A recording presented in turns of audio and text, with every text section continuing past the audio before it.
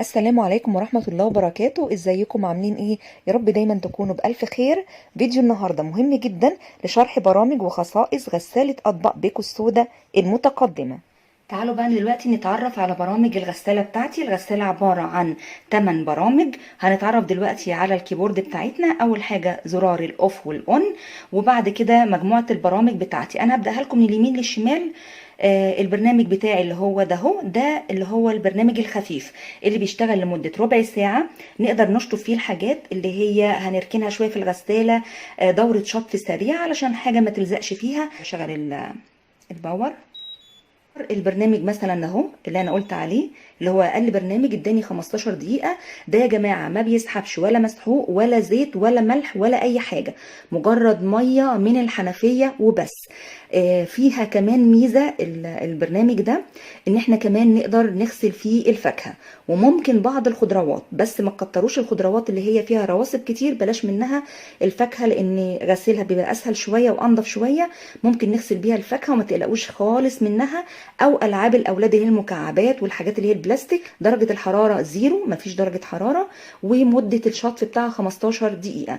وطبعا بعد ما بختار البرنامج بتاعي بختار كلمة ستارت. تاني برنامج عندي اللي هو الميني. البرنامج ده معتدل جدا، بياخد وقت بسيط في التشغيل، وفي نفس الوقت درجة حرارته 35 درجة. اهو لما اجي اختاره كده هوريكم الشاشة هي ابتدت تنور بكام، ب30 دقيقة. يعني هو بياخد 35 درجة حرارة على 30 دقيقة تشغيل. وده طبعا المية بتاعته تعتبر فترة، يعني بتتناسب جدا مع اللي هي اطباق الصيني او الكاسات اللي فيها خطوط مذهب او كده. تساعد ان هي يتحافظ عليها لاكبر وقت ممكن، لان احنا عارفين كتر غسيل الحاجات اللي فيها نقوشات او اللي فيها مذهبات، حتى لو احنا بنغسلها على ايدينا مع مرور الوقت ومع كتر غسيلها بيبدأ اللون يفسد مننا او اللون يبهت معانا. ده تالت برنامج بيغسل على 60 درجة حرارة. طبعا احنا يا جماعة في العادي الناس لما بتغسل على ايديها مهما كان حتى لو في الشتاء ما نقدرش نتحمل درجة الحرارة دي.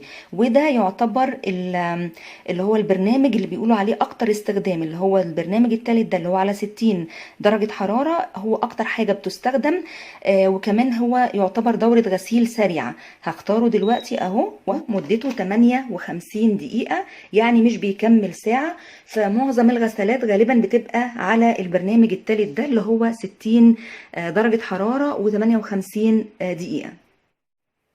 نيجي بقى للبرنامج الرابع. عبارة عن برنامج اكتر بيراعي الكاسات او الصيني، ودرجة حرارته 40. انا بالنسبة لي شايفة ان ده افضل.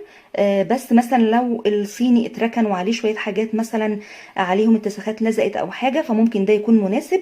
هم عاملين ده المناسب، بس انا شايفة ان هو اللي ب35 ده انسب اكتر من وجهة نظري. هشغله برضو وهشوف بياخد كام دقيقة. زي ما شايفين الوقت بتاعه. نيجي بقى للبرنامج اللي بعده. للبرنامج الخامس. ده بيشتغل على 50 درجة حرارة، ومكتوب يعني في الكتالوج ان هو انسب للاطباق اللي هي فيها اتساخ وبتستخدم بشكل يومي. تمام. ده مدته قد ايه؟ ده طبعا مدته هو يعتبر من اطول البرامج، اللي هو كده ثواني شايفين بياخد 4 ساعات و5 دقايق. نيجي بعد كده للبرنامج اللي بعده اللي هو ده بيشتغل على درجة حرارة 70، ومناسب اكتر للأوعية والأطباق والحلل اللي هي شديدة الاتساخ، كمان علشان خاطر درجة الحرارة بتاعته 70، وبيشتغل معانا وقت اهو زي ما شايفين 2 ساعات و50 دقيقة. نيجي بقى لآخر برنامج معانا، وانا شايفاه من وجهة نظري برنامج مميز جدا. اولا هو بيشتغل لدرجة حرارة من 40 ل65. طب ازاي؟ هو مش محدد درجة الحرارة؟ لا مش محدد درجة الحرارة، ده اوتو اللي هو بيشتغل تلقائي. هو الغسالة لما بنشغل البرنامج ده هي بتحدد درجة اتساخ الاطباق، وبتحدد المدة، وبتحدد درجة الحرارة.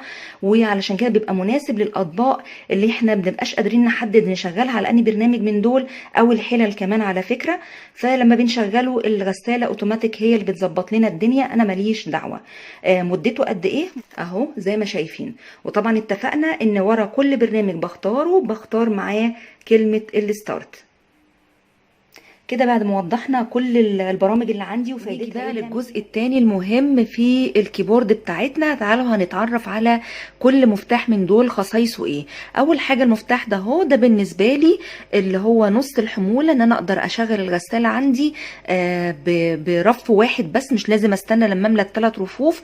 ده في حاله لو انا ما عنديش اطباق زياده والكلام ده وعايزه اخلص بدل ما افضل اركناهم في الغساله، فبشتغل على الرف الاولاني خالص من تحت. بيبقى طبعا امكانيه ان في مرشات كتير وكده بيدي نتيجه في الغسيل احسن. ادي مثلا اللي هو البرنامج اللي بيديني مثلا يعني 4 ساعات ونص. لو انا هاخد نص حموله اهو بيبقى مدته 3 ساعات و9 دقايق. نيجي بقى لتاني مفتاح عندي هنشوف خاصيته ايه. ده بيزود وقت التشغيل على اساس لو احنا عايزين نعقم اكتر فبندوس عليه. انا مثلا هو ليكن برضو مختار البرنامج ده، هنغير البرنامج وهنشوف. مثلا هاخد البرنامج اللي هو مدته ساعتين وعايزة اعمل تعقيم فبيزيد معايا 26 دقيقة.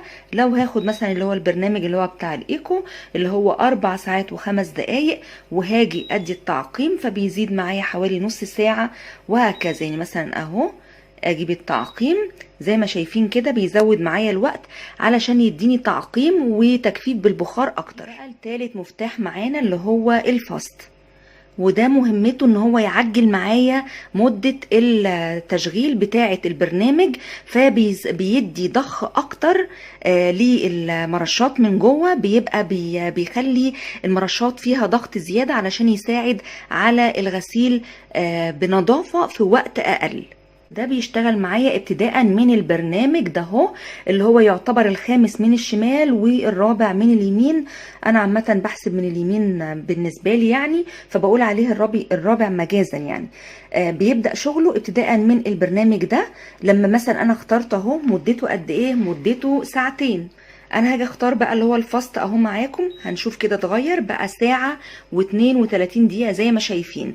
طيب لو انا هختار برنامج تاني اعلى زي مثلا ده الوقت بتاعه 4 ساعات و5 دقايق، هختار معاكم الفاست اهو اداني ساعة و10 دقايق.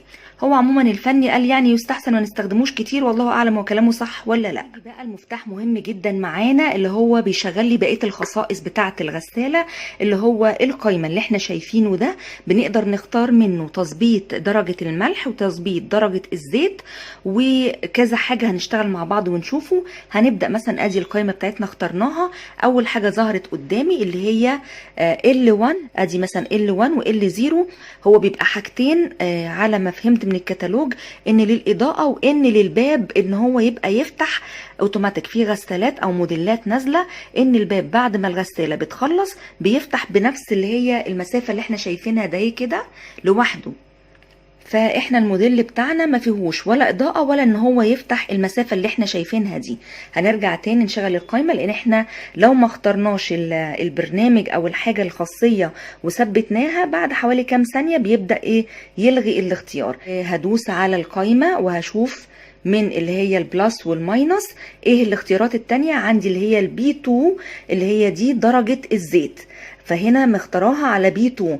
انتوا بقى حسب ما بتشوفوا النتيجة بتاعت الغسيل عندكم، طبعا كل واحد حسب المية بتاعت منطقته عاملة ازاي وحسب المسحوق اللي هو بيستخدمه. اذا لقيته مثلا جربوا لقيته على البي 2 اداكوا نتيجة كويسة ثبتوا عليها. هي معايا من 0 لحد 4. ادي 1 2 3 4 اهو، وكده بترجعنا تاني. طبعا انا لو دوست على القائمة يبقى انا اكدت الاختيار. هنرجع تاني لايه ل2. تمام. وادي اهو هنرجع تاني نضغط على زرار القايمه. طبعا مادام بدوس عليه بيجيب لي من اول L0 زي ما اتفقنا. فانا طبعا مش هلعب في L0 ديت اهو ولا هلعب في البي. خلاص احنا اتفقنا ان دي بتاعت الزيت. هاجي اللي هي الخاصيه اللي بعد كده اللي هي دي بيتقال عليها S2. S2 ديت اللي هي خاصه بالصوت اللي انتوا بتسمعوه ده. يعني شايفين مثلا لما باجي اعمل كده سامعين الصوت ده؟ الصوت ده بتاع اللي هو بنختاره من هنا ان انا اسمع صوت. طب انا عايزه اخفف الصوت او الغيه يبقى بدوس كده. بصوا بقت 0. اي اختيار من هنا اهو وما فيش اي صوت خالص، ما بسمعش اي صوت. تمام.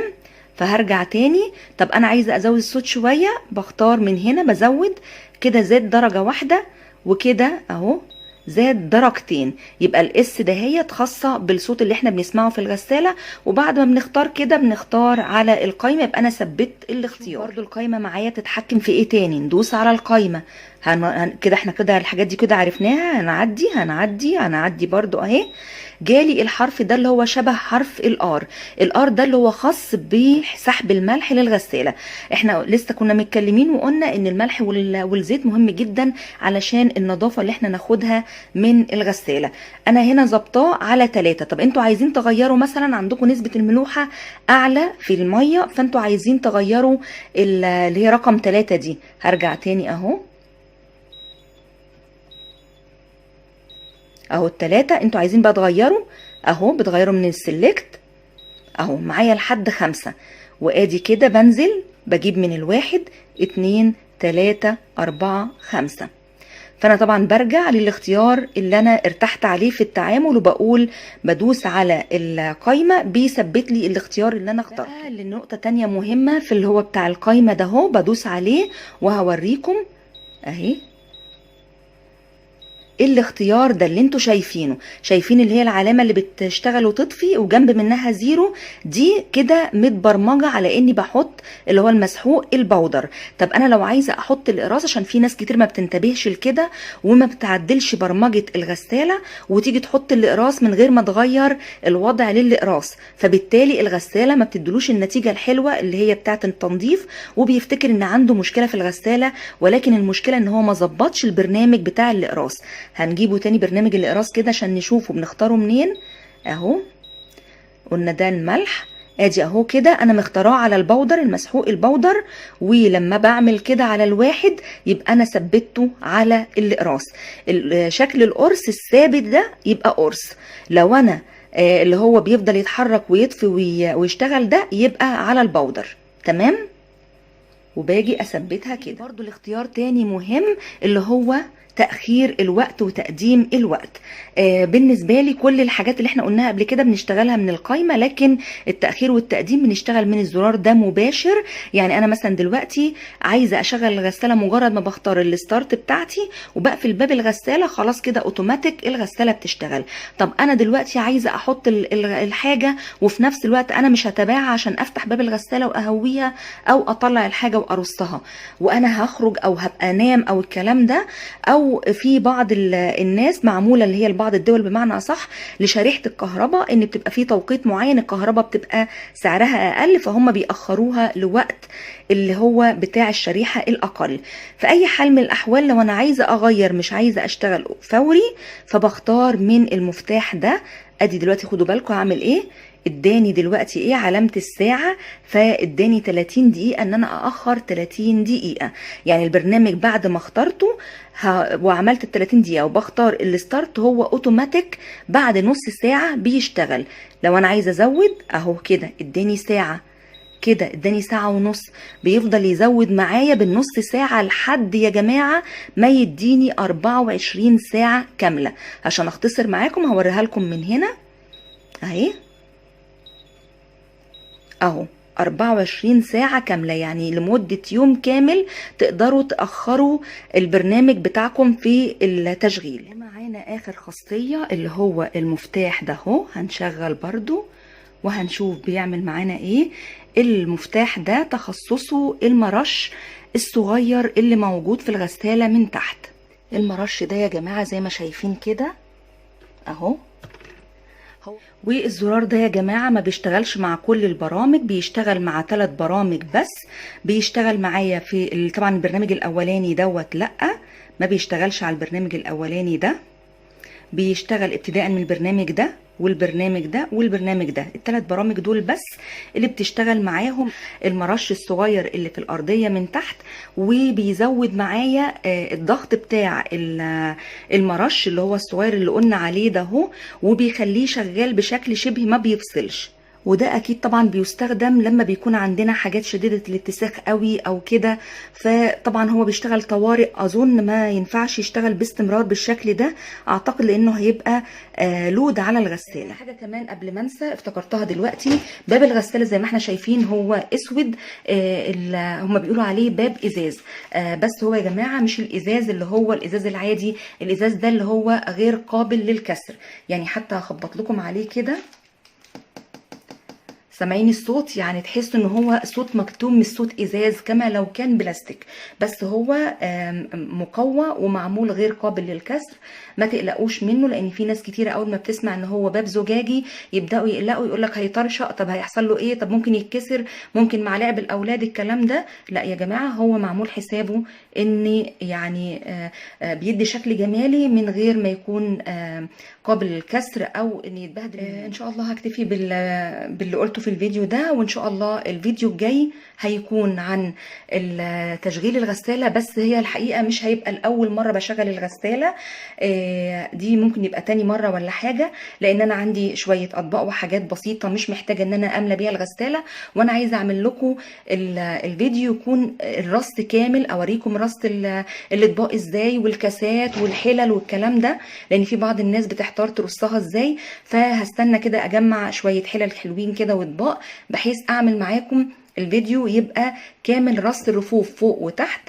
هعمل لكم في الفيديو ازاي بتملوا اللي هو مكان الملح ومكان الزيت والحاجات دي كلها، والمسحوق بتحطوه ازاي، وبتظبطوا البرنامج ازاي قبل التشغيل.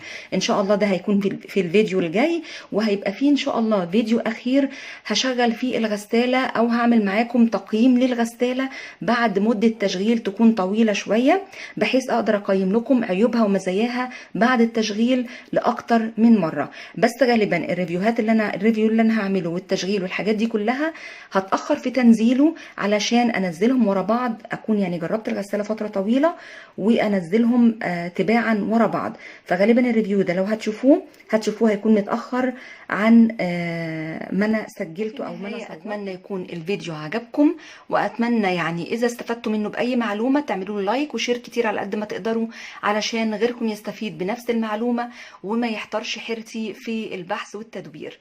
في الختام بقى أشكركم على حسن متابعتكم، وأقول لكم سلام.